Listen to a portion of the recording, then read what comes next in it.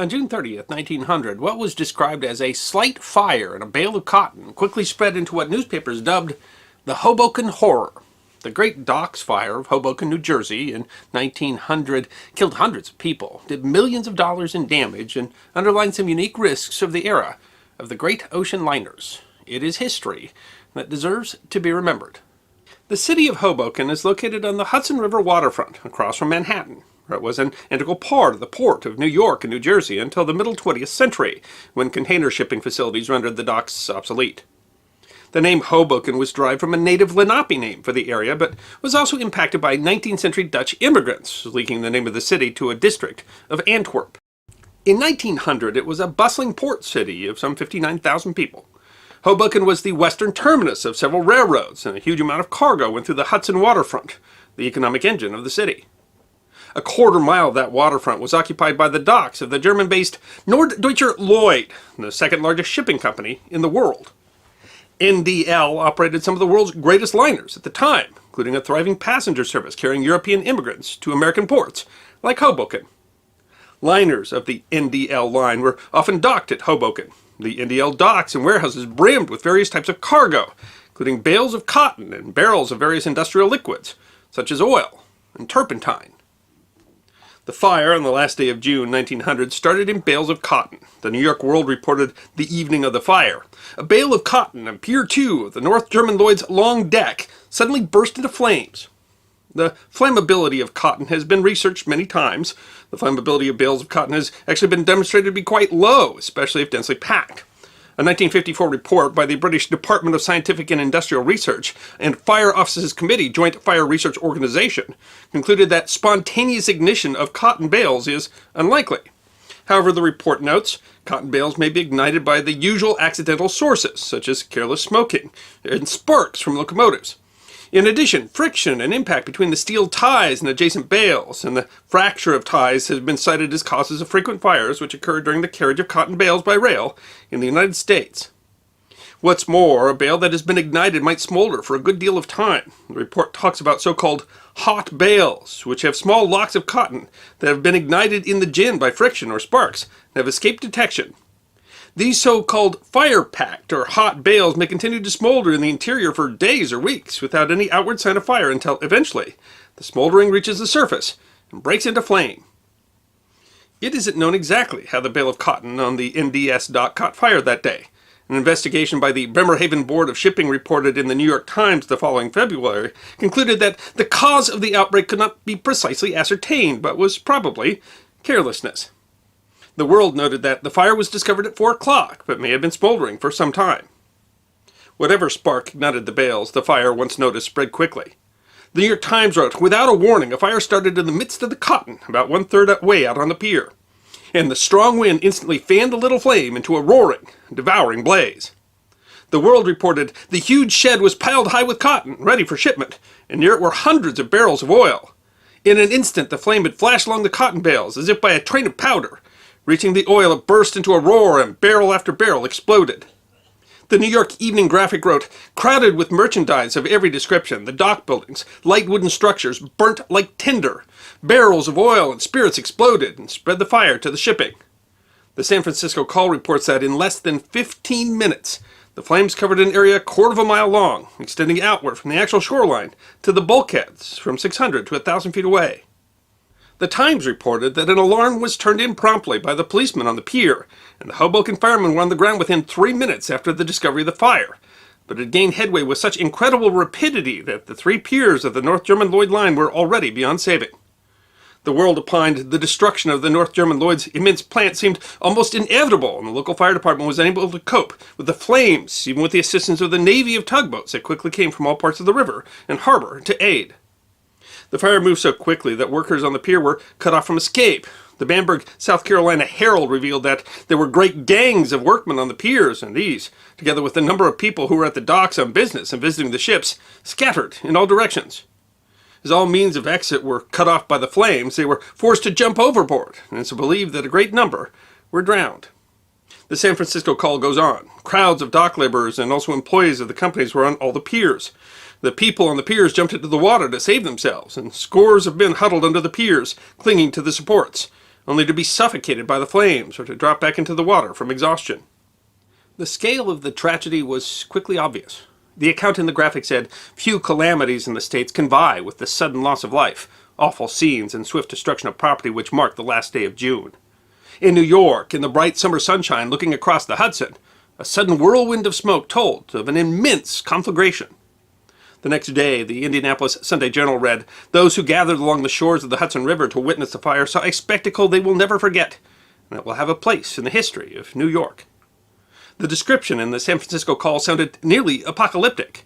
River and bay were enveloped in a pall of black smoke, through which angry flames, bursting as from volcanoes on the Jersey shore and in the water itself, leaped like red spheres into the sky.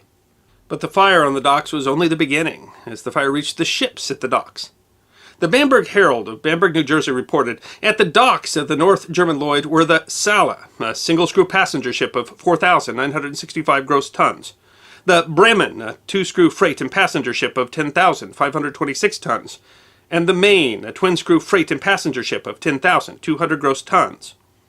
But the largest ship at the NDS docks was the 14,349-ton Kaiser Wilhelm de Grosse, generally considered to be the world's first superliner and holder at the time of the blue ribbon for the world's fastest transatlantic crossing.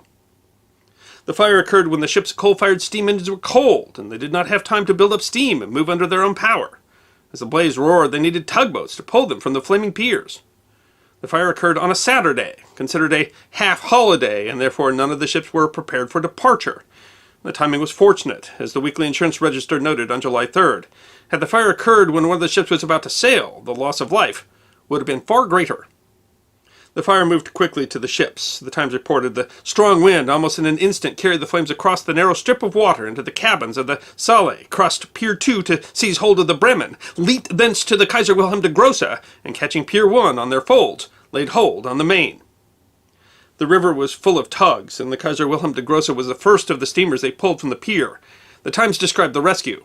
The first ship to get clear of the burning pier was the Kaiser Wilhelm de Grosse, aboard which were many visitors. At the first cry of fire, the visitors were hurried ashore by the officers of the steamship, and the crew summoned to their post, cut the boat loose.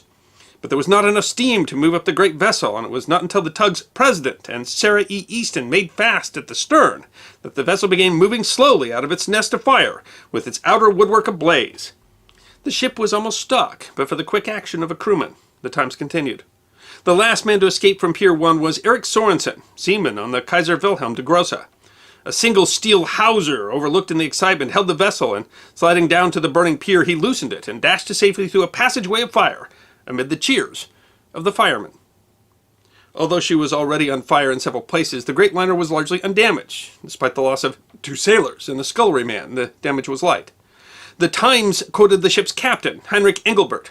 "We were very lucky. $1,000 will cover the damage to this ship. It will be expended principally for paint. We will sail tomorrow, as advertised." But the Bremen, Saale, and Maine did not fare so well. While the flames on the Kaiser Wilhelm de Grosse were extinguished with little difficulty after slight damage, the World noted, the Saale, though, was afire from stem to stern when she was freed from her moorings. The graphic described the dismal scene. Far different was the fate of the other vessels. The Saale floated downstream and is stranded on the mud of the Weehawken shore. The Maine and the Bremen were towed upstream and in a similar plight, dismantled wrecks.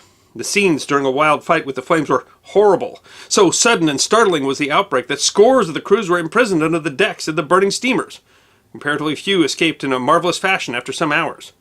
The decks were strewn with the bodies of those who succumbed to the fierce heat, which speedily made iron and steel red hot. The numbers of others leapt into the water, only to meet death by drowning. The fires were so hot that the Leader Telegram of Eau Claire, Wisconsin reported that of the many dead, no trace can or will ever be found, their bodies having been reduced to ashes in the furnace.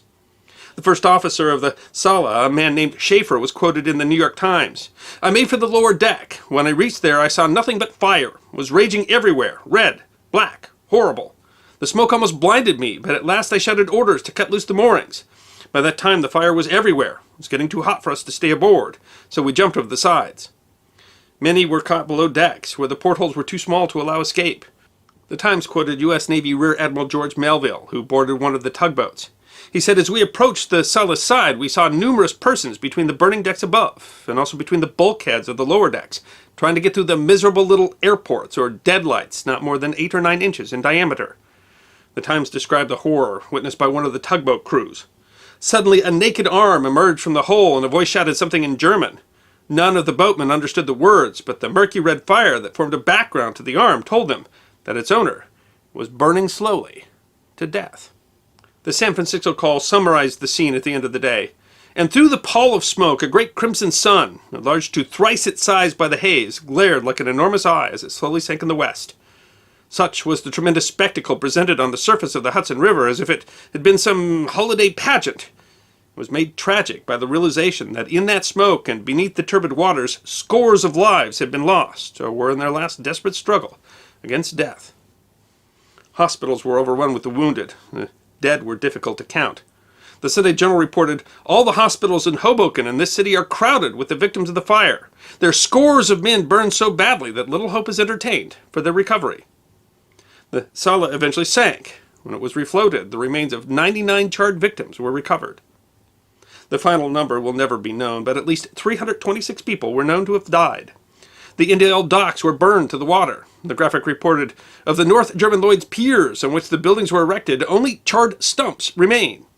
Several other buildings, docks, and warehouses were either burned or destroyed by fire crews in order to stem the blaze. Damages were estimated to be in the millions. In an astounding discovery, 16 coal trimmers who had hidden in a coal bunker aboard the SS Maine were discovered alive and rescued after 7 hours in what the New York Times described as a veritable oven. A naval board of inquiry in Germany faulted the New York City tugboats, who they claimed were uncooperative and refused various requests for assistance. Had they been more cooperative, the board argued, the loss of life and property could have been reduced. NDL rebuilt the docks using state-of-the-art techniques said to make them practically non-combustible, and giving NDL, according to the New York Times, new piers and terminals which will give the company docking facilities superior to those of any transatlantic line touching this port, and unsurpassed in any part of the world. The liners Bremen, Maine, and Sala were all refloated, rebuilt, and returned to service, although the Sala was rebuilt only as a cargo vessel and renamed the SS J.L. Luckenbach. A New Jersey coroner's jury found that many tugs put profitable salvage above saving lives. The Elmira New York Star-Gazette said of the juries, "We are of the opinion from the evidence before us that the loss of life at the time by drowning would have been lessened if some of the tugboat employees in the vicinity had devoted more time to saving life than to looking for gains by salvage. But the names of none of the brutal commanders could be learned." Despite some opposition from shipbuilders after the Hoboken fire, new ships generally were required to be built with portals that were at least 11 inches by 13 inches to more realistically facilitate escape. On the first anniversary of the Hoboken disaster, a granite memorial that listed the names of the dead and missing was placed over a mass grave of unidentifiable remains in Flower Hill Cemetery in North Bergen, New Jersey. I hope you enjoyed this episode of the History Guide, short snippets of forgotten history. And if you did enjoy, feed the algorithm by making a comment or clicking that like button. If you have suggestions for future episodes, please send those to our suggestions email box. Check out our webpage at thehistoryguide.net. And of course, we're on Facebook, Instagram, and Twitter. You can book a special message from the History Guy on Cameo and check out our merchandise at teespring.com. And if you'd like more episodes of Forgotten History, all you need to do is subscribe.